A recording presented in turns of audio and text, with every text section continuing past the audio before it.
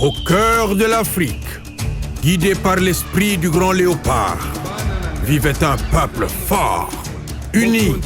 Les familles vivaient en paix.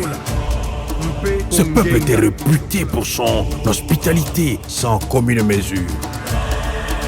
Car dans ce royaume, accueillir était un devoir sacré. Et le roi fut trahi par des étrangers qu'il avait accueillis sous son toit. Les insignes royaux et le symbole du grand léopard furent détruits, plongeant ainsi le royaume dans la désolation. Sans son esprit protecteur, le royaume perdit son faste et le peuple sa fierté d'antan.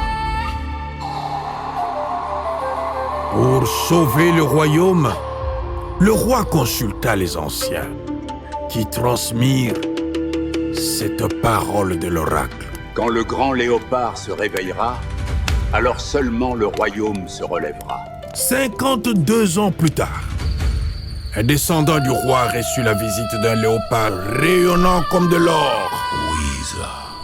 Pour les anciens, il n'y avait aucun doute. Le grand léopard s'était réveillé et la prophétie était en marche.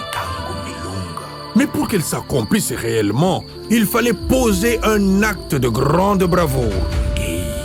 Envoyer les chasseurs guerriers dans la grande bataille mondiale qui allait se dérouler de l'autre côté de l'océan. Le roi convoqua les 26 jeunes hommes les plus vaillants et leur confia cette mission sacrée. Les héritiers du royaume, les gardiens de son honneur, les porteurs de son espérance.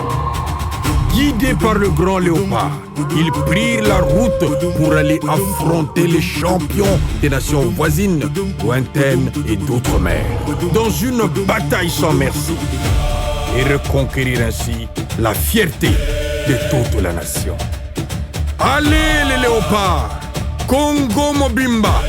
Nabino! Elongo!